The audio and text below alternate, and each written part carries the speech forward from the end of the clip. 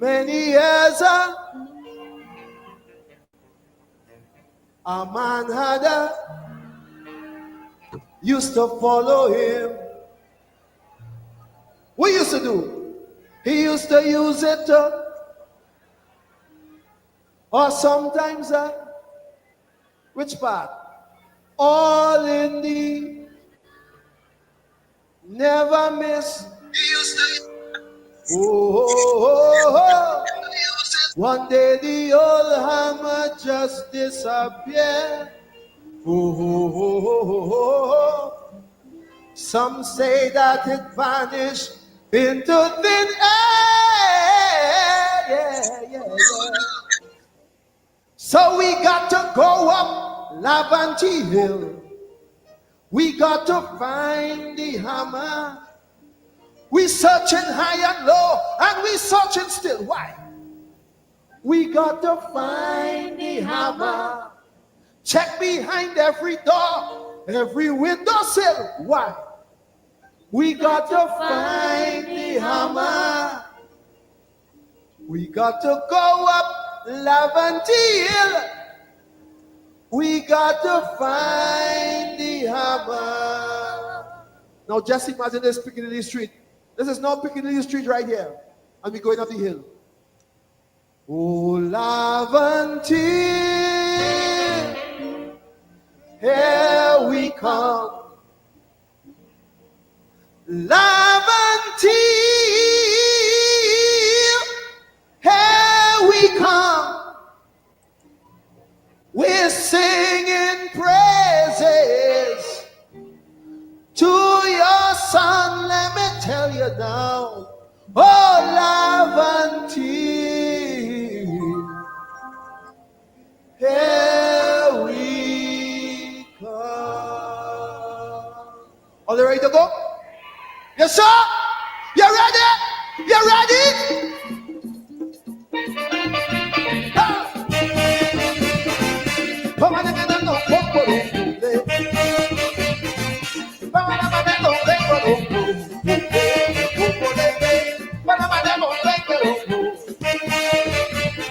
Everybody sing.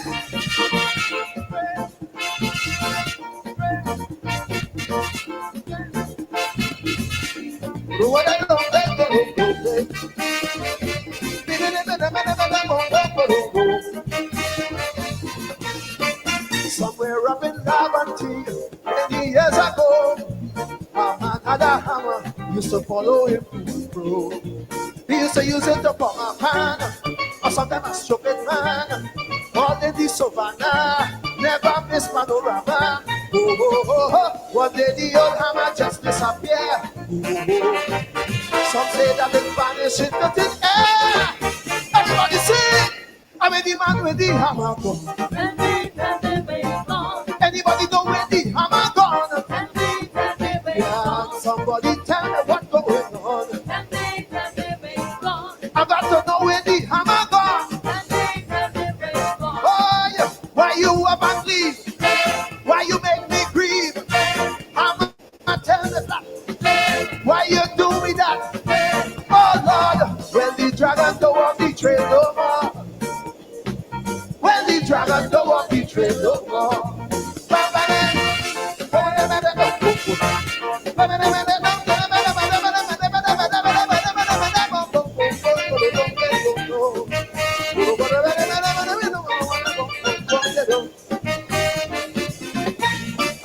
From April of 85, Hammer went to sleep.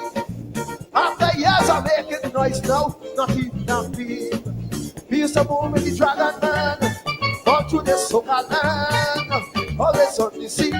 They used to control the Baba Green, but the dragon don't want the trade no more. Who holding the hammer? I want to know. I mean the man with the hammer gone.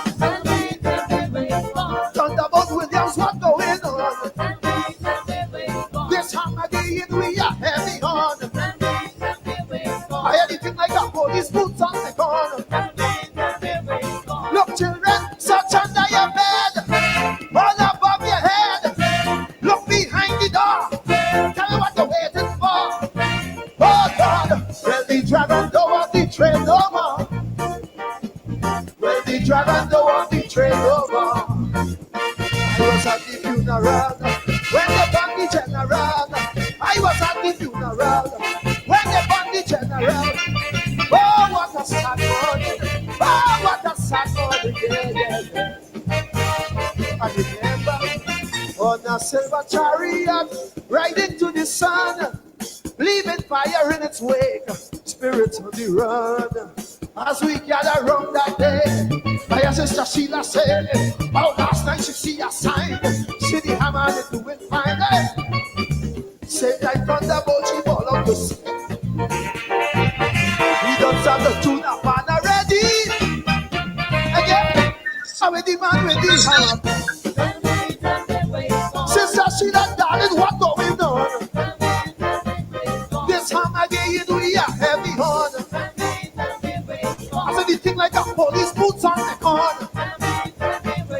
Look, children, search on through the town. Turn it upside down.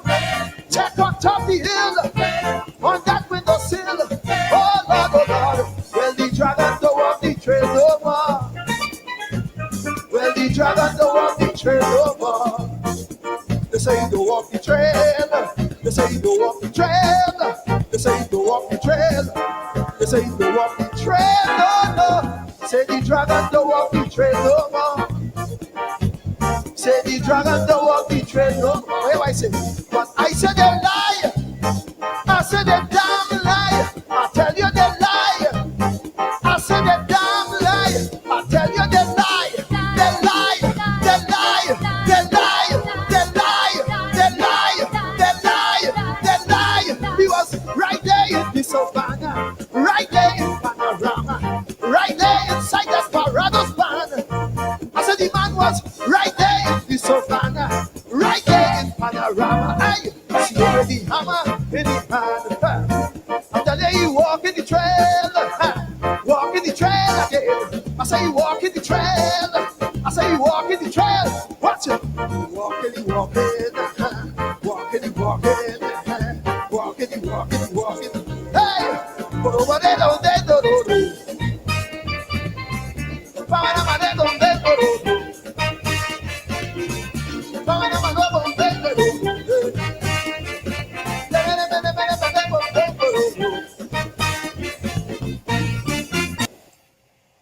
Royalty, David, Michael, Rudder, the hammer. David Rudder in 1987, when the monarchy with a hammer, win the road march with Bahia Girl, and of course, won the Young King. Nobody never did it before or did it after. The hammer, celebrating part of our folklore, you know. The hammer is one of them chaps, pre-Simon and them who invent the steel pan in Trinidad. And he dead. And the same night they bury, they said they hear him pong in a pan. You hear? Hear. Listen, you pong the pan. You know, but you all know how we treat with our dead, the ancestors. Rain a fall by a dead. She don't want to go home. She cry. She don't want to go. You know. She up there, she gone, she starts sing already up there, celebrating the afterlife. David Rudder there celebrating the death of one of the founders of Steel Pan in Trinidad and Tobago. And that although he's dead, he's still up there with the ancestors, beating the pan, using the hammer to pong a pan. Steel band. Identification. I am so glad that I'm West Indian, that I'm Guyanese. That is the height of creativity. The height of creativity. Good evening to all of you. Rickford Burke is going to be here tonight, you all boy, so he's going to be here tonight, and we haven't had Rickford on in quite a while, and we are going to be chatting. This week this is likely to be a busy week. Dr. Henry Jeffries on tonight, the leader of the opposition. He hasn't been here for the year. He's going to be on this week. We haven't decided on the day yet, but he's going to be on this week. I'm going to have an Indian panel to get the Indian Guyanese reaction to Adriana's death and everything that goes with it. And then I'm going to have an all Amerindian panel. So it's going to be a busy week. Rickford Burke is here tonight, so you share a link. Share the link. You all share the live. Share the live because Rickford is here, and Rickford has his following, and we're going to be talking about a range of issues tonight. Things are happening in Guyana every day. Some fire at the airport, fire in the wire, bomb going off, GPL, bomb going off, police outpost, fire at community center every day. We have our theory about what's happening. They're shooting up we boys on the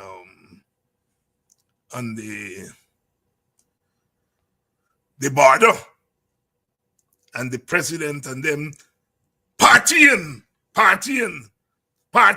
and the lack of baby Skello for singing about the private parts and what you want to do with the private parts of the Indian goddess. And you get some Walla Walla black people mouth to them. Oh, it's so nasty what he's saying. Oh, it's so nasty. Of course it's nasty. But is the first time I hearing nastiness? Is the first time you all hearing nastiness? It's okay when they sing about nastiness about black women, right? Yeah? Yeah? Me want punani's black women private parts. Black goddess private parts. And everybody's okay. Me want punani. Give me punani. But when you sing but an Indian woman punani, oh Jesus Christ, blasphemy. But it's okay to sing but black woman punani. You see, that's why they don't like me in Guyana, because I ain't talking. I ain't hiding. They're too damn hypocritical. Those Indian people who want to jump up and dance up with one punani, give me punani, but one Skello get jail for singing about an Indian goddess punani. They're okay, they jump up and sing but black woman punani, right? Eh? And they got some black people fall into the shit. But we black people, especially the black middle class, it's too she. They never fail to surprise. Because they want to look good. They want to look good. Rickford Burke is here tonight. He's already backstage. He's powdering up and putting on his makeup. We have a makeup artist now. So he's getting ready. Wan punani, give me punani. You know? It's okay. It's okay. It's okay. It's okay, you know? It's okay to sing about black woman punani.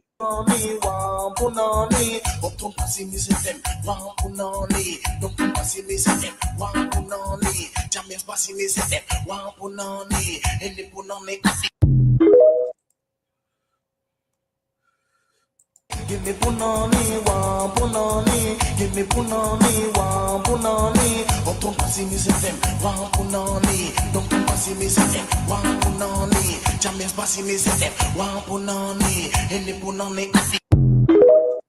Give me punani, wa punani. Give me punani, wa punani. Oh, don't pass me them, wa punani. Don't pass me them, wa punani. James pass me them, wa punani. Any punani. Give me punani, wa punani. Give me punani, wa punani. Oh, don't pass me them, wa punani. Don't pass me them, wa punani. James. Give me punani, wa punani. Give me punani, wa punani. Oh, don't pass me them, wa punani. Don't pass me them, wa punani. James pass me them, wa punani. Any punani. Give me punani, wa punani. Give me punani, wa punani. Oh, don't pass me them, wa punani. Don't pass me them, wa punani. James pass me them, wa punani. Any punani. You see the hypocrite them? You see the hypocrite them? Have you see them?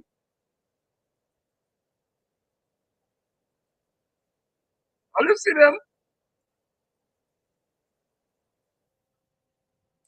You see the hypocrite them? The dancing, including the president. Forget about the rhythm. There's a different rhythm. So don't laugh the rhythm, right? The fact is that they're dancing to lyrics of African women private parts. That's not blasphemy. Nobody's going to be charged for public terror. Nobody's going to charge for racial hostility. It's okay to party to lyrics about Black women private parts, because punani is Black women. It originates in Jamaica. The term punani. Skello sing but what he gonna do to Indian punani. Because that's lastly represent Indian womanhood. And he's singing about having sex with Indian women. Just like Sparrow. He marriaging, sexy marriaging, racy marriaging. He's talking, what the singers are doing is that they are turning Indian women, as they've done with Black women, and Amerindian women. All they're doing is turning Indian women into sex symbols. It's good for Black women. It's good for Amerindian women to turn them into sex symbols. But Indian women should not be turned into sex symbols. Because that's what Parode said, marriaging. Sexy marriaging. Racy marriaging.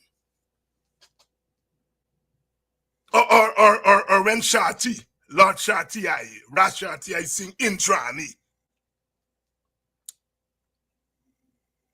And them Calistonians sing from Rebecca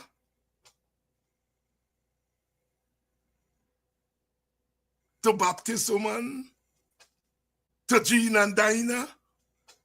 Everybody look how they jump in.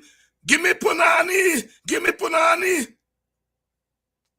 By their standard, the police is gonna arrest them, arrest the president for promoting lewdness.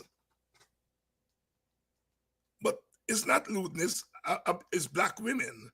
That's what Black women are. They are sex symbols. Nobody get angry.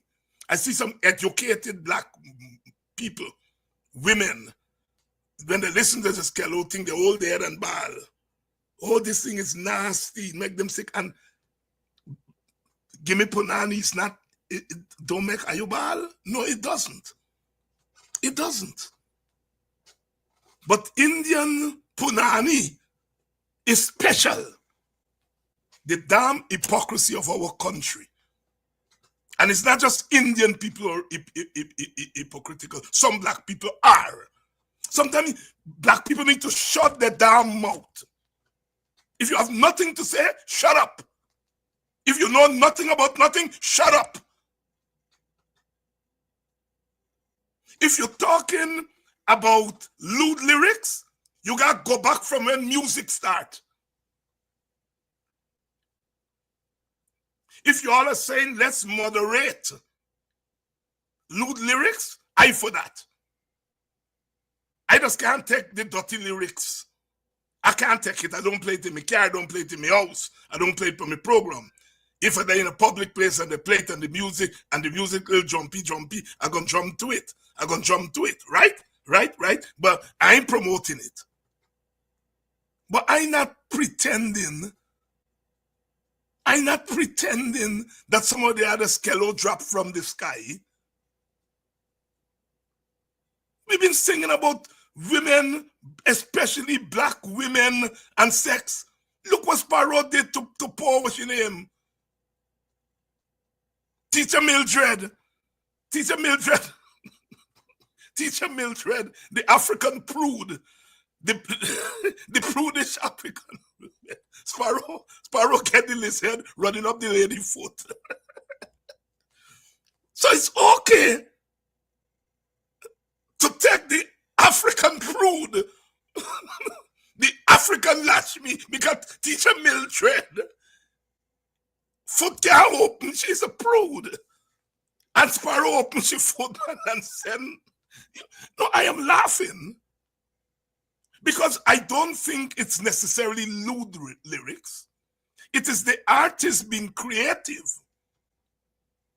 in taking Teacher Mildred, who never had a man in her life, and he gave Teacher Mildred a man, the lizard.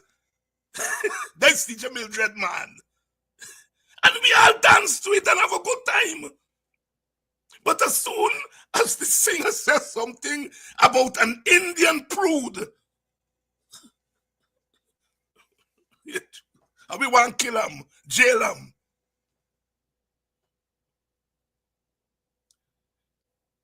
Meme. Sparrow take Meme, he carries she till pan the beach, Claxton Bay. And they're having sex in the sand. And we all didn't find that to be offensive. Mr. Walker, I come to see you, daughter. Obia, wedding. She perspiration stink. All that the Calypsonians sing but black woman. And we party, we didn't find it offensive. Y'all don't worry. Me get plenty manuscript on Calypso lyrics, so I just have to find the time.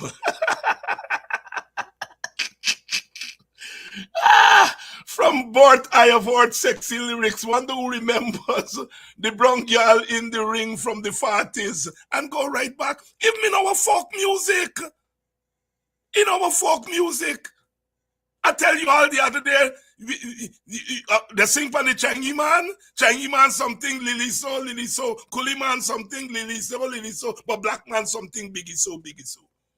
But then in the same folk genre, they sing but the Changi man sexing the African woman for favors in his good shop. For shilling laba, Changi man knock him down a chamber. For 2-piece onion, Changi man knock him down a chamber. For 2 fair garlic, Changi man knock him down a chamber. Or Anami says so, and the Chinese says so.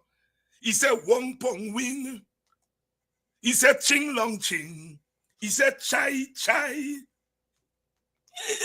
You know, you talk about religion. You talking about religion in our folk music. In our folk, Rickford coming up because he gonna tear the church tail tonight. He coming.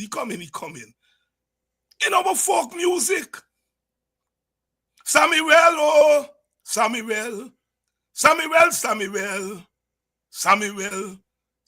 as she lover, Samuel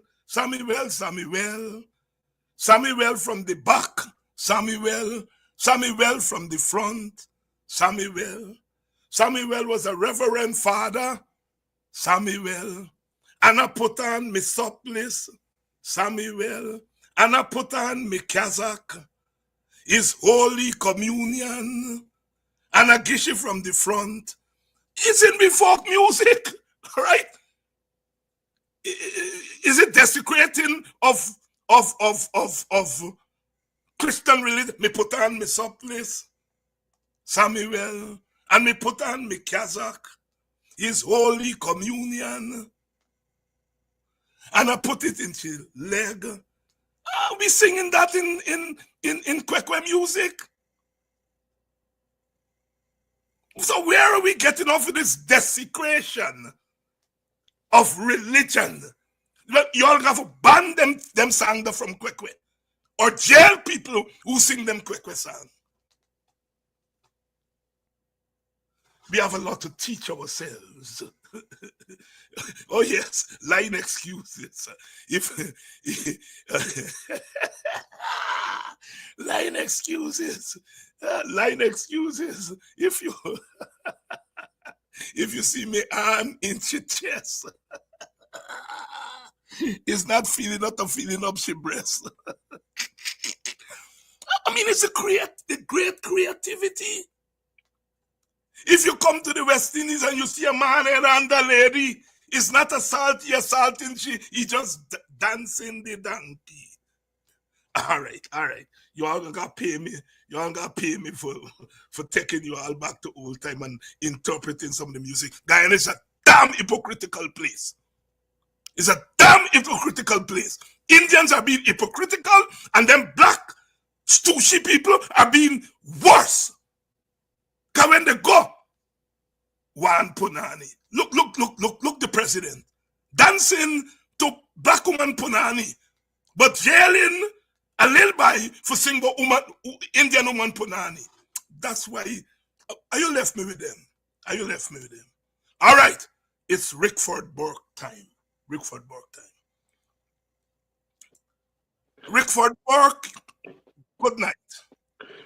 Good night, Dr. Haynes. Good night to you, Dr. Hines. Good night to your listeners. I've never heard those songs. You sure you didn't make them up? No.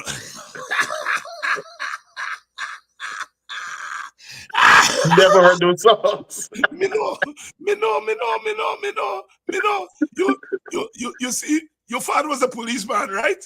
Obviously, yes, he was. You move from place to place, so he never come to Vigilance Police Station. Huh? He ever been at Vigilance Police Station? No, but he was at Cove and John, and that's the headquarters of Vigilance. Yeah, but if you come a Vigilance, you gotta live for Buxton, so you would have know them songs. My grandfather used to live in Buxton. Okay. No. But of course, I was a little child, so that music would have been inappropriate for me at that time. Yeah, but no, those are Kwekwe songs. Those are your foreparents from Maikoni or wherever. They looked around them and they made songs. They made mostly are the songs about women, but they also made songs about men, you know. Bartik woman Bobby Lang Laka Lang Dam.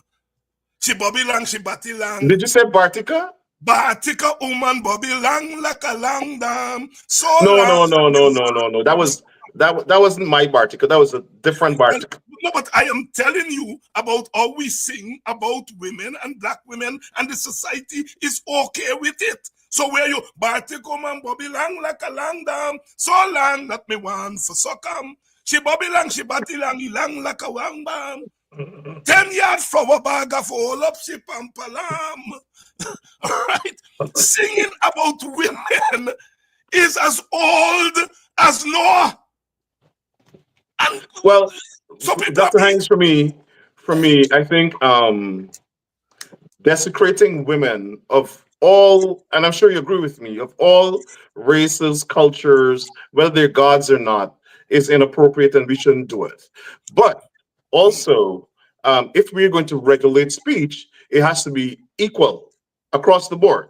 So Certainly. if you think singing in vulgar a vulgar manner about a god from some other religion than yours, or about a woman from Buxton. Once it's degrading to women, it's inappropriate and it should not be condoned across the board. Yes, but Um, Rickford, hold on. mhm. What is degrading? What Well, what is some people might find one degrading. day me in a bamboo dam and me see Sitaria lie down there and me ask Sitaria what she do there. Sitaria I she petticoat wine like a boxing bull. Oh Sitaria more man there.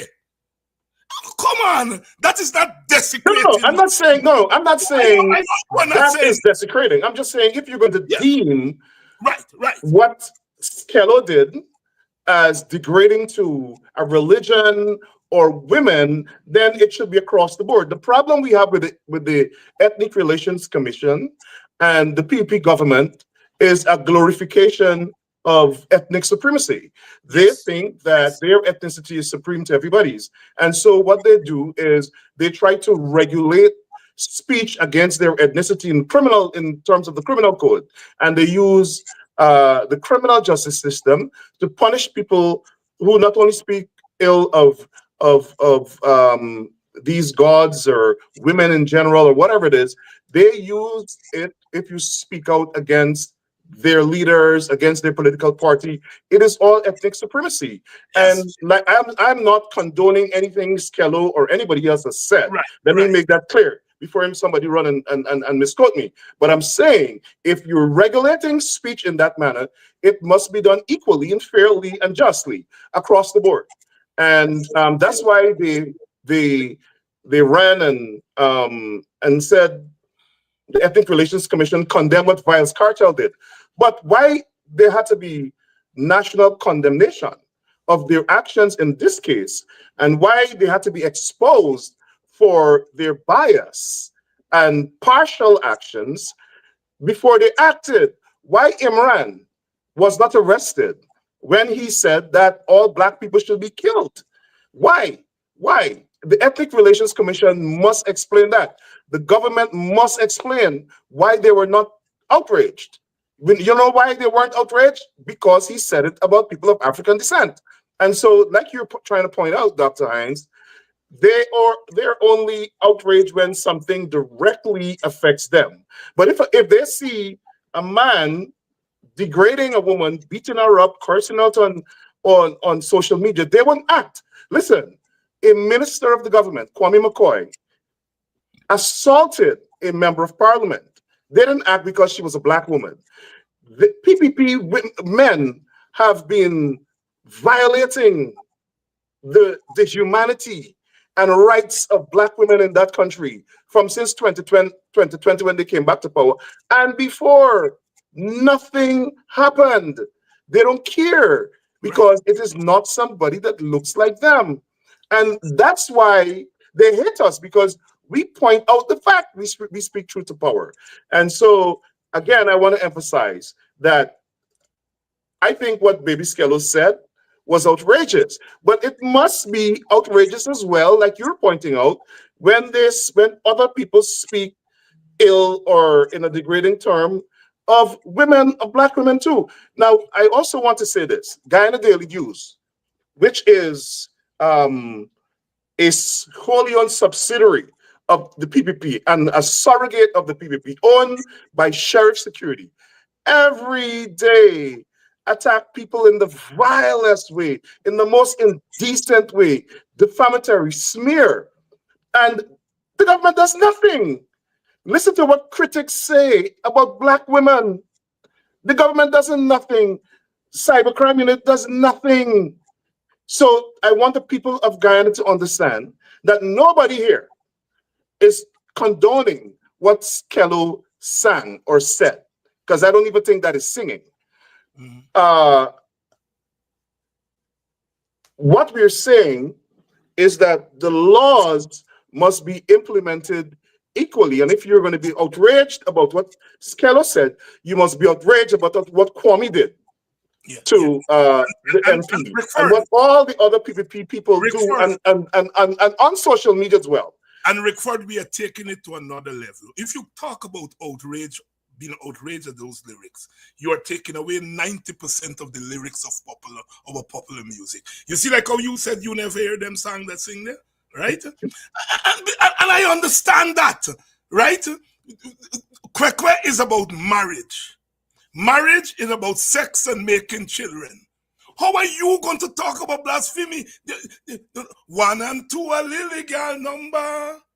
2 and 3 a teacher girl number. 5 and 6 a big body number. Woman a piss a pole like a thunder.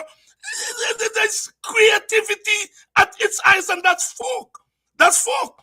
Young girl foot a broke partition. Old lady foot a tear sheet. You understand that? Rickford? Young girl foot broke partition. Old lady foot a tear sheet. I am a student of folk music in the Caribbean. And sex, and because women has always been seen as the sexual symbol, a lot of the songs are about women. All right? Now, so you say, woman are dead here for man. Woman are dead here for man. Woman are dead here for man. Dr. Hines, hold on, Rickford. Hold on. My generation in Buxton added to that song. Man a dead here for woman. Man a dead here for woman.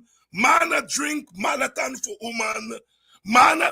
As generations go on, we do what is called bring the songs up to date with the norms. So back in the 40s and the 50s, it was singing on women mostly. Now, new generations are adding lyrics to also now sing on man. If you all go with this condemn lyrics and so on, you're getting into trouble. If you don't like Skello lyrics, don't listen to it.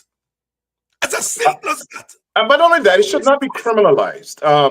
Yes. And that's the issue. It's criminalizing free speech. And the point I'm making, I happen to think, as a Christian, his song was vulgar and outrageous. But that's just my perspective. Did he commit a crime? Obviously not. But the point I'm making is that the guy sang this vulgar song. He's then arrested. And I'm saying you have people who actually committed crimes by calling for the murder and slaughter of people of a different race, and nothing happened. And that's why we have these problems of division in Guyana, because the laws are not implemented equally. And that's the problem the PPP has. They're promoting ethnic supremacy. They're glorifying one ethnicity and they degrade another one, and then they use the laws to enforce what they think is their morality. And that's the problem. No, I get that point, but I'm saying the other point is that this thing about vulgar lyrics, we have to be very, very careful with it. Look, Julia's telling me, woman lay down and the man can function. What kind of man is that? Woman, anti-man. Woman lay down and the man can function. What kind of man is that? Woman skin up and the man can stand up. What kind of man is that? And it's equal opportunity in the music. Sex has always been part of the music. The point I'm making, one can be, if you're a Christian, you want them Christian people that's come to Kwekwe, Obviously, yes.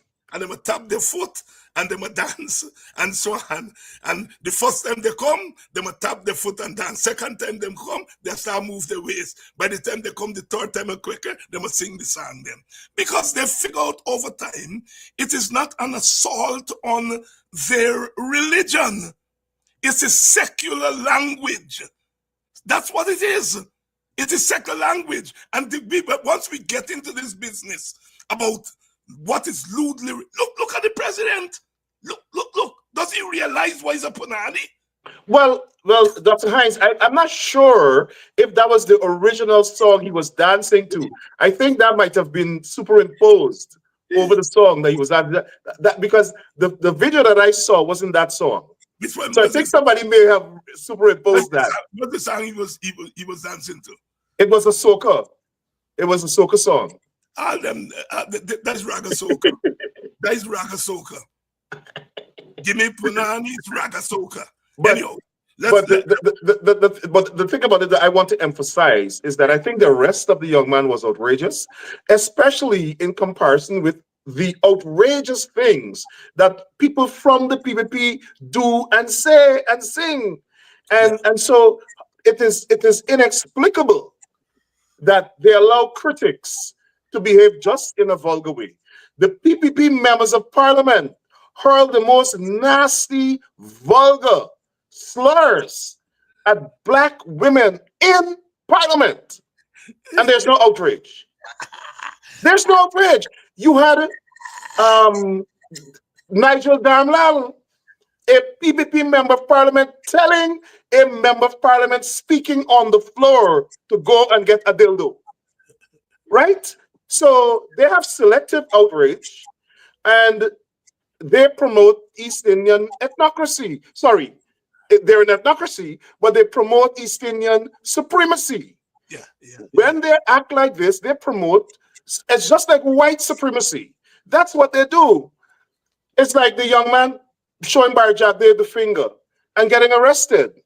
Well, if a young black boy who is showing Barry Jack there the finger is arrested, why that Nigel Darmlal, who's telling a member of parliament to go get a dildo, is not arrested?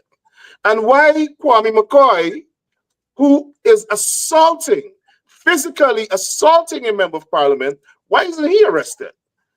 And we have to ask these questions because the PPP only use the laws against people who don't look like them and people of a different political persuasion. Exactly. Rickford, your church, the Seventh Days Adventist Church, which is one of the more important churches, Christian churches, and I'll tell you why. Not because you, of course, know as a Seventh Days Adventist. There's what in the United States, what was known as the First Great Awakening, and then we had the Second Great Awakening. This was when evangelist churches, Christian churches, began to admit black people into their midst. And they began to take communion. Yes, black people had to sit down at the back and take communion last. White people in front. But they did what the English church and the Catholic church didn't do. English church and Catholic church did not admit black people to worship among them. The Baptists, the Seventh Days Adventists, they were the first Christian churches to do that. And so therefore the Seventh Days Adventists is a very important church in the Christian faith in terms of its pushing back against slavery and white supremacy. I want to be on record as saying that. And so there's always been the debate about the separation between church and politics. And some of us in Guyana have been agonizing over the fact that a lot of the Christian churches in Guyana have either been silent on what is going on in the country or they've been lining up on the side of the powers that be. I have a soft spot for Seventh Days Adventists because 3 of my children are Seventh Days Adventists. 3 of them are Seventh Days Adventists.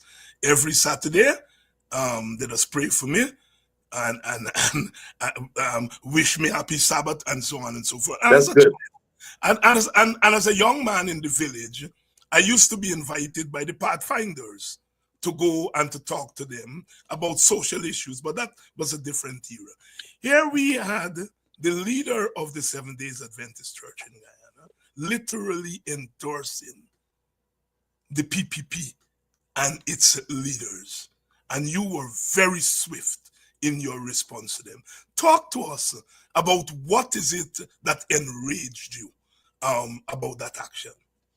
Well, first of all, the president called me and we had a frank discussion. And he pointed out that the video that I referenced was not a new video. It was a speech he made introducing the president in 2023. But it just got to my attention, and it was being used in a way to counter my advocacy. So let me put that, it wasn't a new speech that he made in this environment of Adriana Young. It was a 2023 speech. Nevertheless, the conditions that exist now existed then.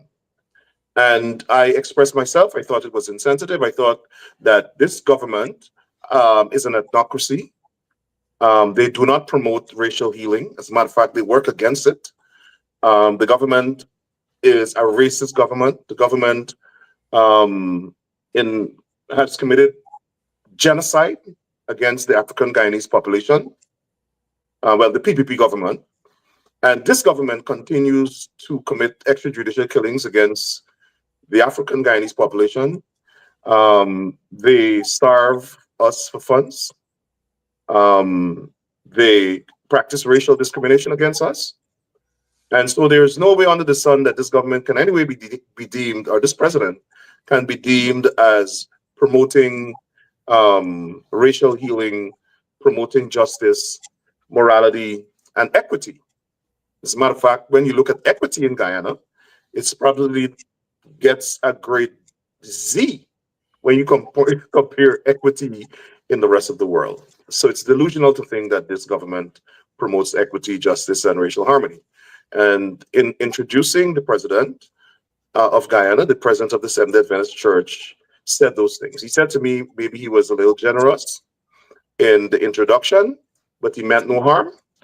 And I spoke out against it because it undermines, what he said undermine our work, and has been and could be used again to counter our advocacy. And like I said, we had a good discussion. Now, let me say that I'm a Seventh-day Adventist, and my faith and conviction as a Seventh-day Adventist has not been shaken in any way. I'm a strong Seventh-day Adventist.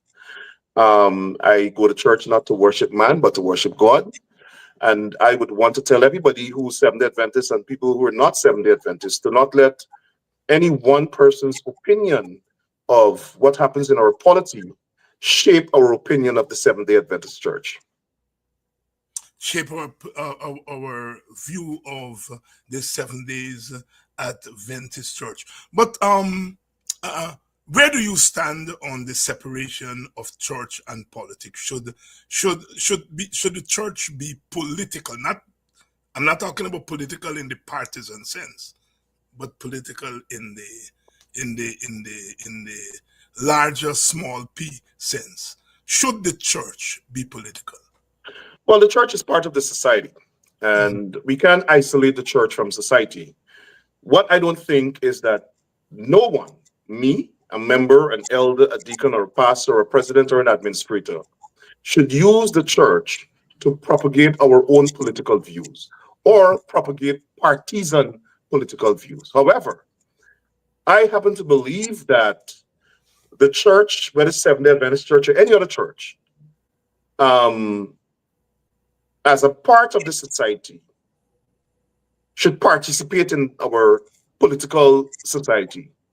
That's why I encourage politicians to come to the church and report to us and tell us what services they offer, because one, we pay taxes. Two, we are their constituents, and we vote for them. We vote. It's a civic responsibility that we exercise to vote. And the church's policy and the Bible tell us that that's part of our civic responsibility. So in that sense, I think the church has to be part of the society, and church members must fulfill their civic duty. And part of the civic duty is to allow politicians to come and talk to us about the services they offer, how they could help us as constituents, and about problems within the society, and to solicit our views and even recommendations for how some of our social or socioeconomic problems can be solved. In that way, I think the church has a role in politics. But to use the church in any way as a platform to advocate for either partisan politics or advance one's own political views or persuasion is unacceptable and should never be tolerated. Should never be tolerated. Deborah and Gray, I hear you. And as Rickford is talking about the church there, you know, the other genre of African folk music is wake house music, Nancy Story, from church to chapel, chapel to church, from church to a sex them a sing about them by from church to chapel, chapel to church, from church to chapel, chapel to church. May go teach you Rickford at a sex them a sing about there, a wake house. Nancy Story who been there, me been there. But you see that back in the days, they were not explicit. You had to think about it and grasp what. But these guys now are too explicit, and they get down into especially dance hall, and I see it's being picked up in the Guyanese culture. And like I said, we don't see them disrespecting men. They always defame, I don't know if it's defame, but they always sing songs that are derogatory or perceived to be derogatory to women. We must uplift our women and not degrade them. You know, Lil Kim and them gal Tanya Stevens and them, when they're singing dancehall, they does this degrade men. So to be very careful. When but the scale is larger. The percentage of how women are disrespected are in the business. It far outweirs any disrespect to men. Yeah. Very early, Calypso Rose sing a song called "No Mister." Indian man, Gishi come and say, giving she, you want Gishi a drop in the car. No Mister, no Mister, no Mister. 30 years later, Dennis Belfont said, I want an Indian man. Give me an Indian man. It evolves over time. Yeah? And while the lyrics today may be more explicit, the lyrics are a function of our education. All right? You can expect, if you're not teaching general knowledge in school, if you're not teaching critical thinking in school, for the children who are coming out of school and singing, they must sing while masking. You see, the old-time singers were masking because during slavery, you had to mask. All right? You're feeling strong, but you don't want to walk. Oh, God. But I want to piggyback on that, the education part that you mentioned there. But it's not only education. That's a big factor. It's not only education. It is the fact that the PPP government and some other governments, you know, you see some of that in Africa, I see it in Trinidad now, while it is proper and appropriate to condemn vulgarity and the promotion of vulgar lyrics in our society that degrade citizens, period, it is an attempt to regulate morality and codify morality and free speech. So you cannot make people's expressions unless they threaten somebody or they expressly commit a crime. You cannot criminalize it. And that's the issue. You cannot criminalize morality, because if you want to criminalize what Skello said, another government might come in and criminalize something Barry Jagdale does, or a habit of somebody in the PPP, or a habit of your political opponent that speaks to morality, right? You can't criminalize morality, and you cannot criminalize speech. Exactly. And that's the problem with the PPP. Exactly. And if they want to do, if they even attempt to do that, which is not possible, they'll do it on a partisan / racist basis. And that's where we have a problem. But Rickford, what I'm saying, quite apart from the political problem, right, there is the problem of ignorance. People do not know our culture. If Right. you're an Indian, you have no business knowing how lyrics in African popular music are being turned. What the singers call turning the lyrics. Now, when Skello, as you said, the Skellos of today are being very explicit in their language. You know why? That's what sells. That's what sells. Them young people and looking for masking. Young people looking for a kind of direct form of communication. And they are creating their own masking. I mean, I was amazed when a couple of years ago, I hear the young people talking about, you know, you're able. It took me about 3 years to understand the depth of what they were saying. So never mind the explicit language. Even within the explicit language, there is creativity. And what I'm saying is that this is not just about morality. This is not just about politics. It's also about the market. And it's also about a new generation creating their own creativity. Long time, you couldn't get Vivian Richards to wear a helmet on the cricket field. Today, every batsman wearing a helmet. All right? You see, times have changed and we have to be very careful about what we are calling vulgarity. What was vulgar for us 30, 40 years ago is not vulgar today. And we cannot impose morality on the society. As you are saying, it is not only the government who must stay away from imposing morality. It's those of us old people like me. Well, you're not old, you're younger by than me. Right? I'm getting there. my son tells me I'm getting there.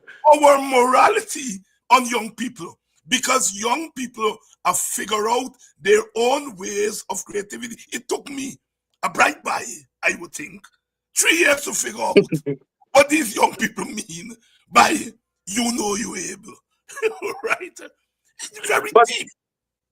I think generally across the Guyanese society, there has been a terrible shift, and a breakdown in, I don't want to say morality because I don't want to impose my morality. I'll be guilty of the same thing. But every time the PPP is in government, right, they create an air of dishonesty and corruption there's something that they promote in the society that is disorderly. Yes. Right? They give people, like, people say, oh, by on the Granger buy money now run, right? On the Granger, man, things like money not run. You can't make certain mistakes and so on. They were speaking to the standards that the government set by which society must operate. The people are got no standard, right? They move away with every law, every regulation, every standard, whether it's culturally, in education, whatever it is. So there's a general degeneration and breakdown in this society. And they seem proud of it, right? Now, when you fail to condemn your member of parliament, telling a woman in parliament to go and get a dildo, what morality you can attempt to impose on the rest of the society? How can you talk to young men about disrespecting young women when you condone it in the highest level of decision making in the country? When you cover up the murder of a little child, 11-year-old child in society, how you can tell people that killing or assaulting women is wrong when you cover up the rape of a 16-year-old girl by one of your ministers of the government? How can you impose standards and ensure that you enforce laws against other people who rape children? When you thief out all the government money fearlessly and carelessly, without any care, because you know that the DPP is your people and the police commission is your people, and nobody will hold you to account. How can you then go to the accounts clerk who would have embezzled $100,000 and jail him? So throughout the society, right, there's effect, a degeneration based on the corrosive politics of the PPP. So in order for us to change, we got to change the government. Yes, interesting points. Rickford Burke, let me ask you this: Do you think the PPP government knows who killed Adriana Young? Well, I see them taking every effort to conceal the truth.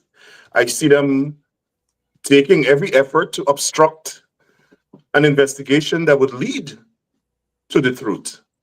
I see them endorsing the nonsense that the police is doing. I see a government, to me, refusing to bring in a Western investigative agency of international repute, like the FBI, like Scotland Yard, like the Royal Canadian Mounted Police. When I see that, it tells me that they're refusing to bring them in because they don't want them to find the truth. And then you can go and pull out some old man from retirement whose faculties are not as they used to be when he was an active duty cop. And you're going to bring him because some friend recommend him. And what you're bringing him to do is to endorse what the police is doing. Is disgusting. So it tells me that there's something that they're attempting to cover up, or they don't want the truth to be revealed. So I'm not sure how you want to categorize that, of whether they have knowledge of who did it. To me, they're protecting the truth from being exposed, and they're protecting their financier. That's my conclusion, unapologetically. That's my conclusion, and I'm sure that is the conclusion of so many people. The debate is continuing about vulgarity today, and I know we are divided on that issue, but sometimes there are class sensitivities. Martin Carter wrote, and so again, I'm quoting Martin Carter, and so again, I become one of the 10,000s, one of the uncountable miseries owning the land. When the moon rose up, only the whores could dance. The brazen jazz of music. Now, nobody would imagine Martin Carter using the term whore in his poem. You know why? He's from the redskin middle class, and it's okay for him to do it. Skello is using the same lyrics. And we're telling Skello about lewd lyrics. Martin Carter is my favorite poem. But the question to be asked to me, yes, from my perspective, if Skello had sung about Mary, Jesus' mother, Mary, would he have been arrested? Would we have seen that kind of outrage? And I think no. And the PPP government. Yeah, we got that, but it's not just confined to that. They are people who are not Hindus, who are heaping scorn on Skello. And I am saying that the Skellos of the world have been there all the time. The lyrics of the Skellos are there. I just read for you Martin Carter, our poet, our national poet, said when the moon comes out, only the whore could dance. Well, here was my response. We are a hypocritical society. That's what I'm saying. We are, but here's my response to that, right? I'm a proponent of free speech. So if we are going to say that we must respect free speech in satire, in humor, in singing, and whatever it is, and we're saying that this young man, even though as outrageous it is, he has free speech rights, then I think the people who are expressing outrage also have free speech rights. Definitely. The issue is, for me, I get that. I understand what you're saying. And I think we have to look at it equally in terms of when we look at free speech, whether or not he is offending people, he has free speech rights, right? He has rights to sing what he wants, so long as he doesn't commit a crime, break the law, threaten people or whatever it is. The problem is criminalizing it. And that's my issue. I understand what you're saying in terms of the hypocrisy of society, but criminalizing it takes it to a new level to me that promotes ethnic supremacy. Yes. And I look, if the state media decide, look, we are not going to play music with lewd lyrics, I'm with you. Don't play no across the board. Yes, across the board. I don't have a problem with the state media because the state media, all of us own it. All right, and while some people may be comfortable with the lyrics, some people are not comfortable, and so therefore, in that regard, don't play it. Do not play songs with that kind of lyrics on the on the radio. I don't have a problem with that. If the private media want to play it, don't listen to the private media. The private media is not owned by the people. We can argue that the private media is broadcasting in the public space. That's another argument. Right, so it's subject to regulation. It's subject to regulation too. And I'm prepared to even go along with that. I am not promoting this kind of lyric, I am disgusted. Right. A lot of the time, I don't. But my whole thing is, if you regulate it, Skello, you gotta regulate Guy in the Daily News, and you gotta regulate critic.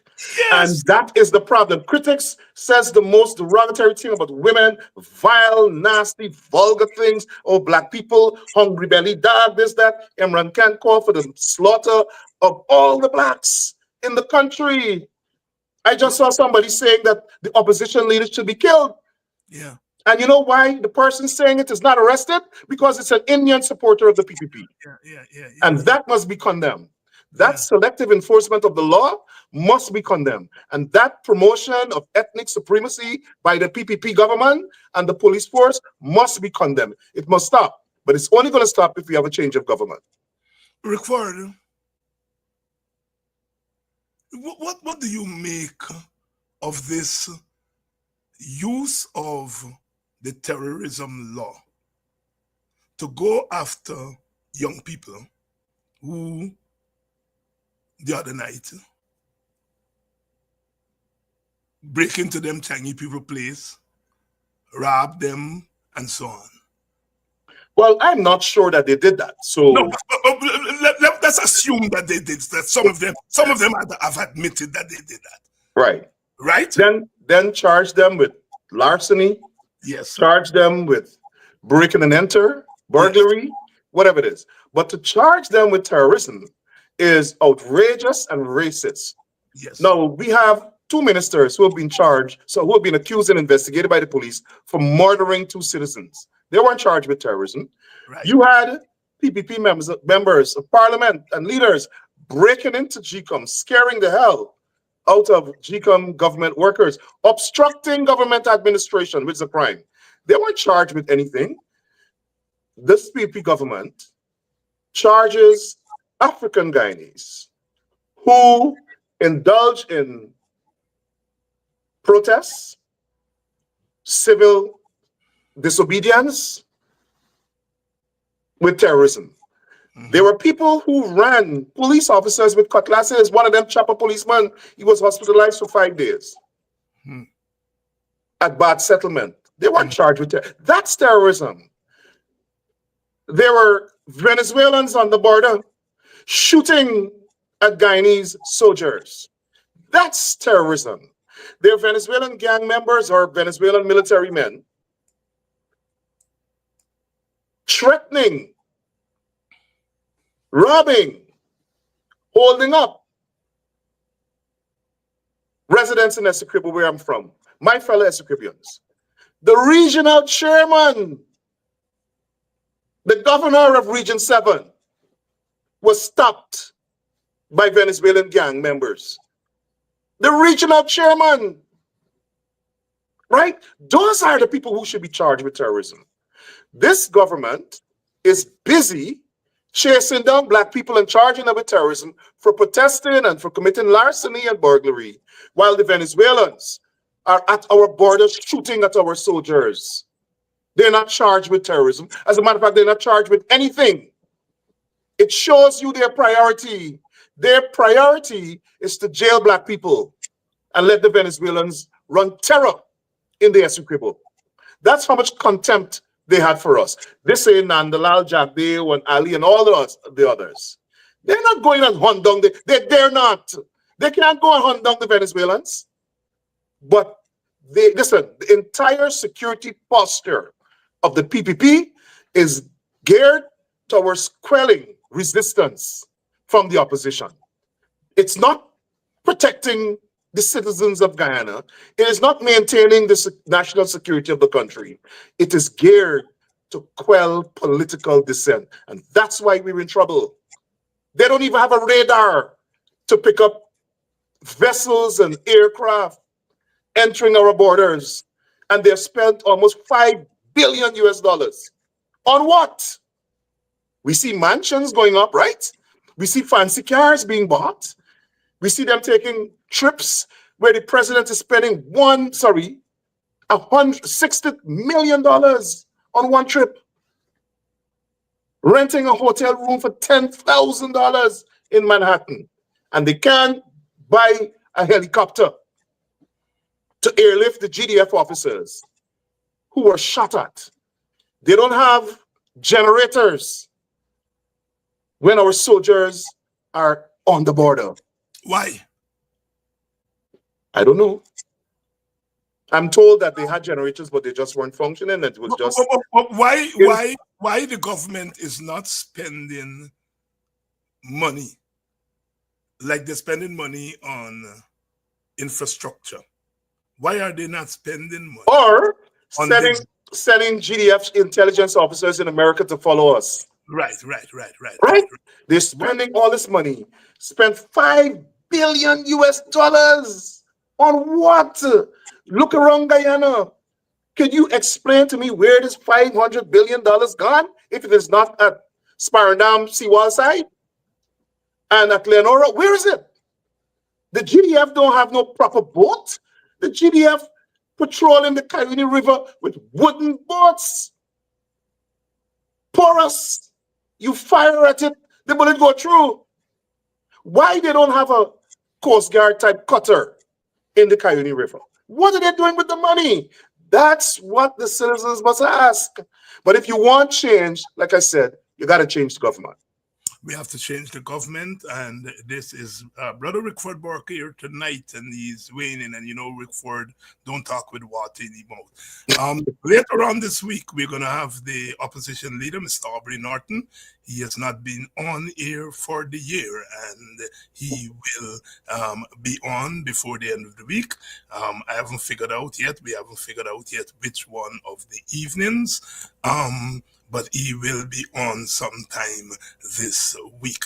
I'm also trying to put together an Amerindian, an indigenous people panel to get the indigenous people's perspective on the Adriana issue and where the government has taken us today.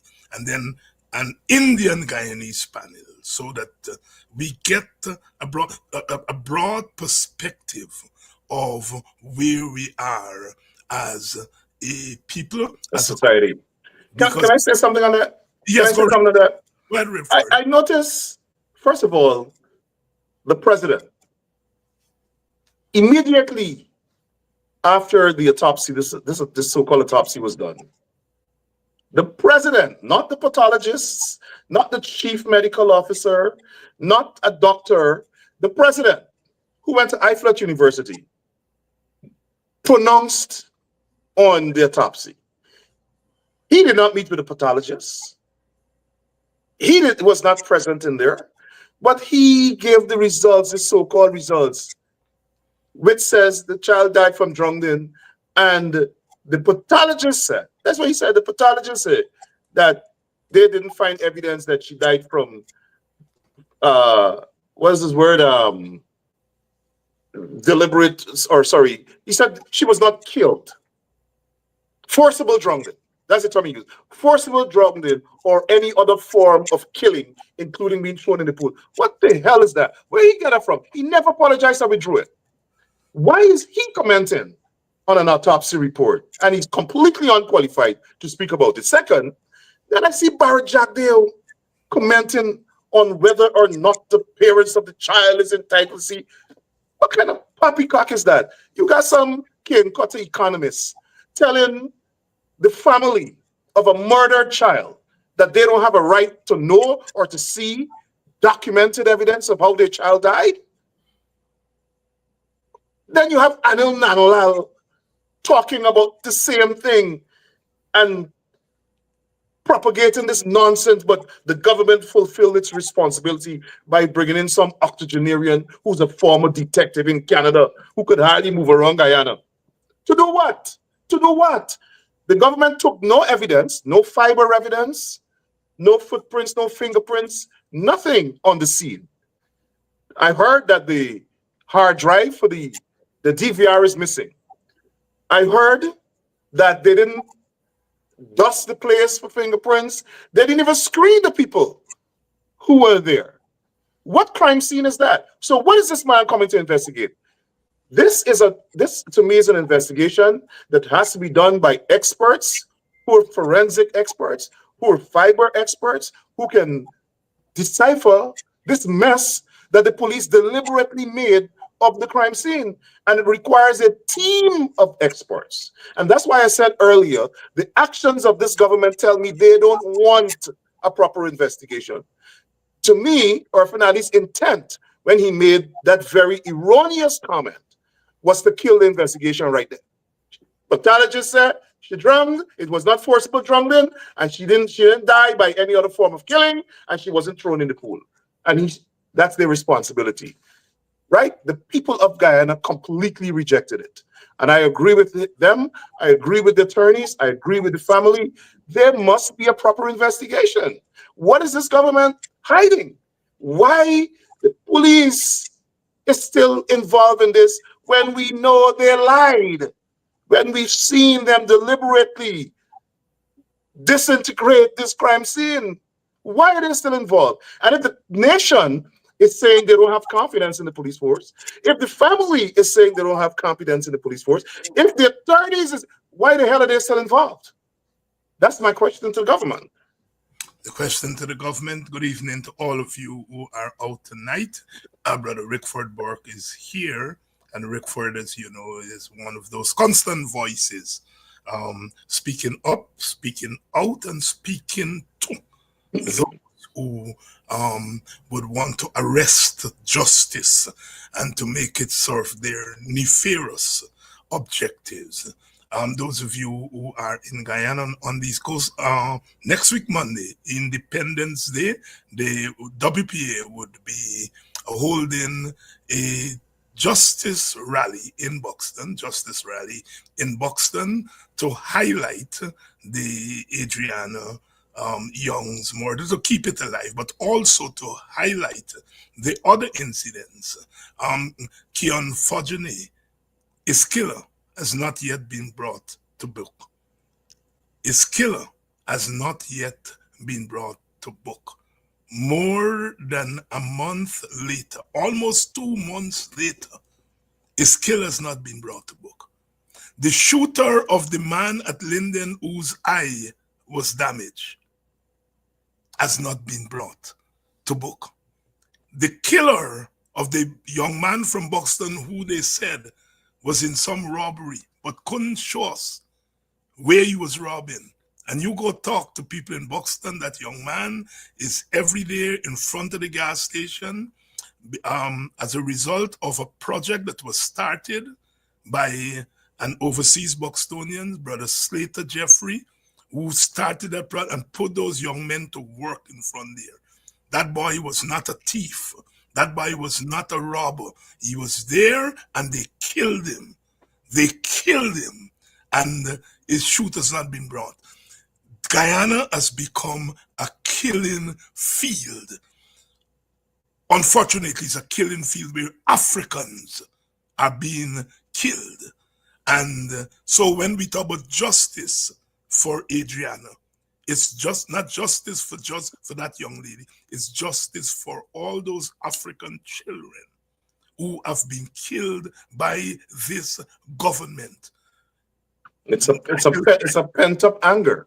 Yeah, that's right. Nigel Hughes said it's 1,400. Jacques Dio says it's 200. Imagine that's what the vice president is saying. No, Nigel is not 1,400. As if killing 200 people is a badge of honor. But killing 200 black people is a badge of honor for the PPP and Jacques Dio. It's a badge of honor. They're proud of it because they think that keeps us in check. And the reason why they don't hold the police accountable, the reason why Clifford Hicken is still the police commissioner, is because they want African Guyanese and their political opponents to fear what he can potentially do to protect the PPP government and what he can do to intimidate people. And that's why you have a hesitancy from certain people to protest, because they know that Clifford Hicken is going to take instructions and kill them. He has the history of killing people or instructing or allowing his officers to kill people. Now, as you said, what we saw in the so-called violence that surrounded the murder and the police response or lack thereof of this child is people who were angry over the slaughter of 1,400 young black men, extrajudicial killings, the genocide committed by the PPP, the slaughter of Orrin Boston, the slaughter of Kevin Andrews, the slaughter of Quindon Bacchus, and all these other people. What went on in Linden, Mr. Peters, the young man who was shot in his eye, Hollinsworth, all the others, and the lack of response and the callousness, shared callousness of the PPP in responding. The president thinks going and hug up a black mother and then call she one side and say, hey, we're going to send some money for bury this dead and so on, that is what black people want, right? Give me some money for bury dead and we happy and we celebrate. And some people have given them that impression. And then they use certain types of people that look like you and me, right, to go into the society and gaslight people, lie to them, rewrite history, right, and give them a bag. The PPP thinks that they can control our society by taking our oil money and throw it at us as a means of inducement or bribery to forget things. As a means of inducement and bribery. Yes. Of course, when we talk about people like Mr. Hickens and others, we are talking about them in their professional capacity. When Mr. Hicken or any member of the Guyana Police Force puts on that uniform, they're no longer the individual John, the individual Tom. They are putting on the uniform of the state. So when Brother Rickford talks about the actions of Mr. Hicken, he's speaking about Mr. Hicken not in his personal capacity, but in his official capacity. When he puts on that uniform, he's no longer Clifton Hicken, the individual. Bob Marley said, uniforms of brutality. That's what he called the police uniform. Uniforms of brutality. When he puts on that uniform, he puts on the uniform of brutality. So we're not talking about Clifton Hickens, the individual here. Clifton Hickens, with that uniform on, he becomes an agent of the state. An agent of the state. Brother Rickford, a young lady, gainfully employed, as the old timers would say, a nurse, had some private conversation, which then was leaked into the public about where she was or wasn't during the autopsy, and then that became an act of terrorism. She was charged. She should not have been charged. She was charged, taken before the court. And the court looked at a young 22-year-old woman with children at home, brought before that court, charged with making a private statement that was leaked, and remand that child to jail. Is the judiciary, which is supposed to dispense justice in an even-handed way and to check the excesses of the executive. Here is the judiciary looking at a working young woman, a young woman with children, and remanding that woman to jail. I am a judiciary person, because, my God, if it weren't for the courts, we would all be dead. Upset or in jail. Yeah. Upset that, mankind in his natural state, his life would be short, nasty, and brutish. Had there not been the courts, our lives would have been so short. So I am not an anti-court person, but I think the court has to get with the program and do not join this government in condemning and persecuting, not prosecuting, persecuting young people. They can't say that little girl is a scrapehead. You shouldn't do it to scrapeheads. But they can't say she walking. She got 2 little children, and you watch that child and send her to jail. Rickford Burke, your comments. Well, we have to look at it from 2 perspectives. I'm deeply shocked that this charge, which is obviously a misapplication of the law, deliberately so, to intimidate people from doing it, from leaking government information and from protesting and so on. That's the objective here. So I want to look at it from the political side and then the judicial side. So here is, and this is orchestrated by ministers of the government. You hear them go on TV and defend it and talk about it, and even before it happened, spoke about it. In this case, the Attorney General. And he's defending it. A man who was charged with thieving government assets. A man who was investigated for the murder of Courtney Cummingway. Never exonerated in either of these cases. Can go and boast about putting a mother of 2 in jail for making up a conversation, allegedly. But I blame here not only the police for following political instruction, but the DPP. Why in heaven's name did the DPP allow that charge to go to court when the DPP knows there's no way in hell they're going to get a conviction there? It shows to me that the DPP is part of the system that is working to intimidate people,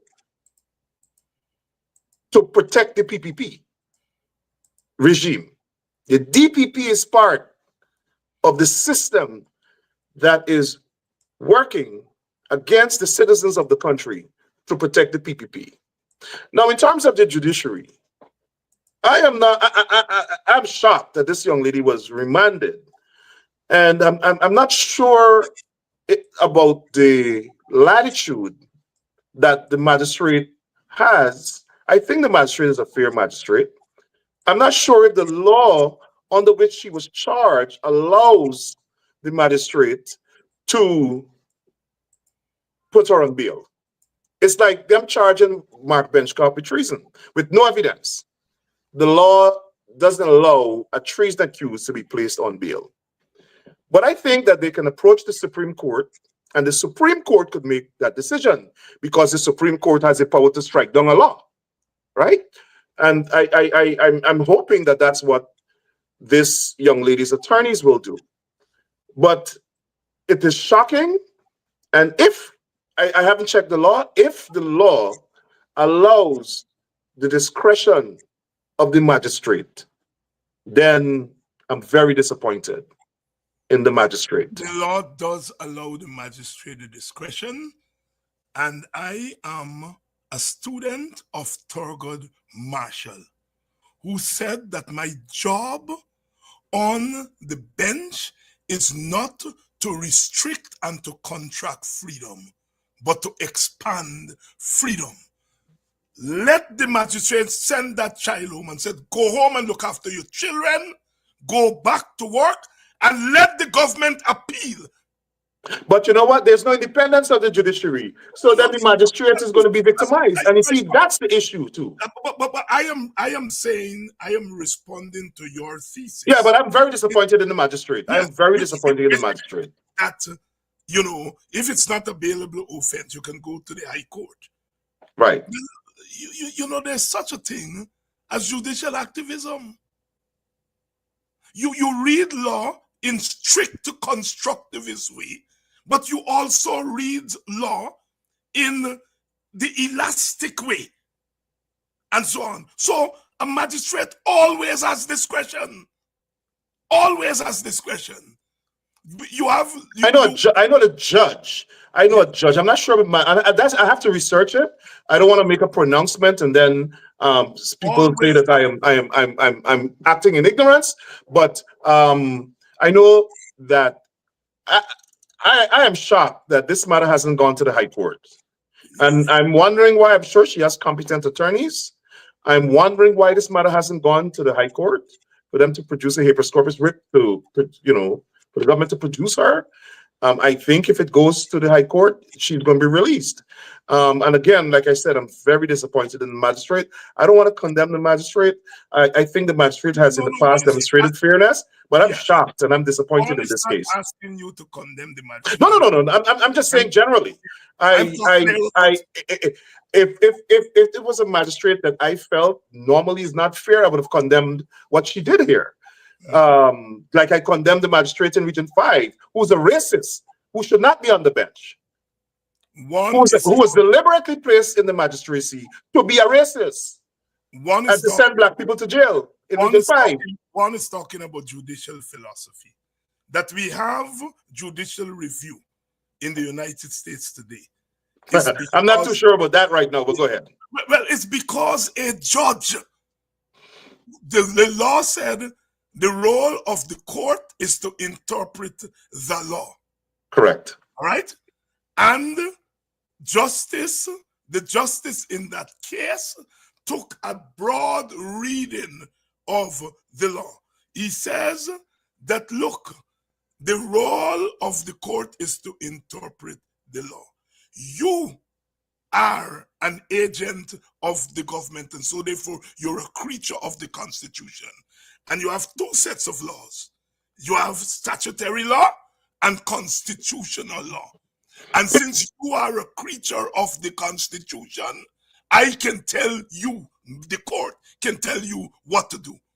And as a result of that broad reading of what interpreting the law means, they were arguing that interpreting law means statutory law. And the judge said, no, statutory is law and constitution is law. And since you're a creature of the Constitution, I can tell you what to do. And today, we have judicial review in America and the rest of the world. Whether it's functional in America today is another story.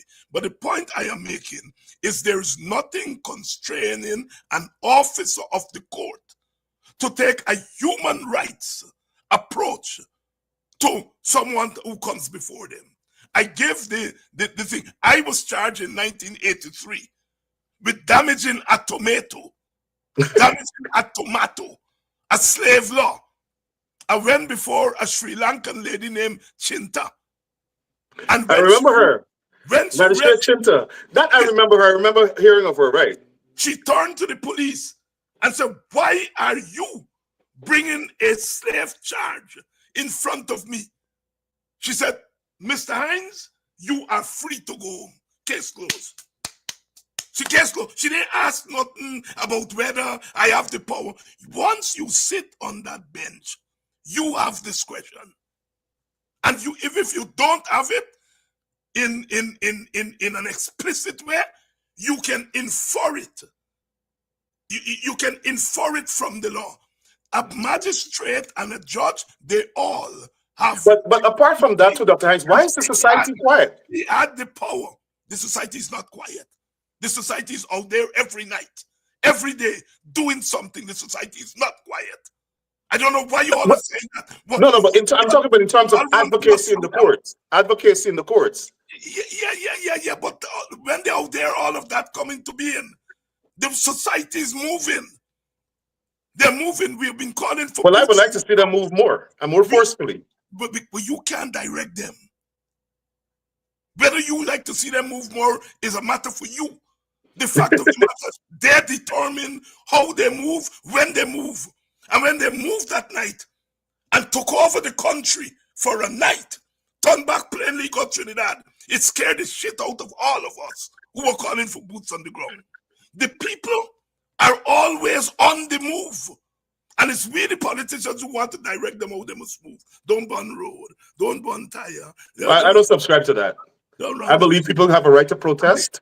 And within the confines of the law, I believe people have a right to protest. And the hypocrites, and sometimes not, sometimes beyond the confines of the law. Because they got people who telling the black people how to protest, who used to burn cane from morning to night. And Burnham never jailed them. Never jailed them. And so this thing about frightening people about the confines of the law, there is natural law, and then there is statutory law. And there's also civil disobedience. But let me explain what I mean when I talk about, like, for instance, the church. You have an injustice here, two injustices. The murder of this child and the lack of an investigation. And then you have this young lady being charged with terrorism. Even the smallest child in the country knows that's outrageous.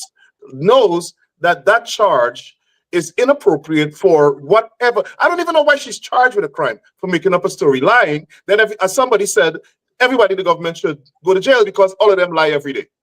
But you have the religious community very silent. They're not involved in civil rights. They're not involved in civil rights. You have civil society, those formal organizations, Private Sector Commission, Georgetown Chamber of Commerce, this lady, women's organization, that they're all silent. That's what I'm talking about. I'm talking about the people. I'm talking about organizations in the society that claim they have a role or a mandate among the people. They must speak up. The Catholic Church must speak up. The Anglican Church must speak up. The Assemblies of God Church must speak up. The Chamber of Commerce must speak up whenever there is injustice. The Private Sector Commission must stop being PPP and show some balance in the society and speak out when people's rights and civil rights and liberties are violated. That's what I'm talking about. I have another appointment coming up right now. So I hope we can wrap up soon. Yes, we're wrapping up now. Okay, great. Because I also have another appointment. We're wrapping up now, Rickford. Always a pleasure having you on and ventilating on a number of issues and shedding light and energy to our deliberations. Your closing thoughts. Well, thanks for having me, and thanks for. I see you have a massive audience here of about 8,000 people watching. I want to say to Guyanese that we have to put some energy in our activism. We have to be more resolute, and we have to stand up for what is right as a society and as a nation. We're in trouble. We're in trouble in terms of people's civil rights. We're in trouble in terms of all of these young black people being killed. We're in trouble with a corrupt police force that follows political instructions, that has become a mercenary force of the PPP government. We're in trouble with this cover-up of the murder of a little child. Where's our sense of morality as a polity, as a government? And then we're in trouble at the border. You have a president dancing in a party while our troops are being shot at. And he's the commander-in-chief. We have soldiers on the border whose cousins are being shot and killed with no justice. And I don't care who wants to say it's racist, right? I don't see the people on social media making the kind of comments that Guyana Daily News, or endorsing the kind of comments that Guyana Daily News posts every day. At the border, I don't see the majority of PPP supporters at the border. It is the cousins and the brothers and the sisters and the father and the mother of the people who have been killed and face injustice in Guyana who are at the border. Let that sink in. Thanks Thank for you. having me, Doctor. Thank you very much, my brother. Good And night, everybody. hopefully I'll see you sooner rather than later. And thank you all for staying with us. We are doing it as we always do it. We are called in this time to witness for our own freedom and our own dignity, our own freedom and our own dignity, because we are human beings. We shall not stop, we shall not waver, we shall not cower, because we are human beings. Forward, forward, onward, Christian soldiers, marching as to war. With, you all know with what? And we are moving on. See you all tomorrow night. Dr. Henry Jeffrey is going to be here. We have a packed week, this week. We expect the opposition leader to be here one of the nights this week. So I shall see you all tomorrow. Same time, same place, same message, different day, but we're moving on.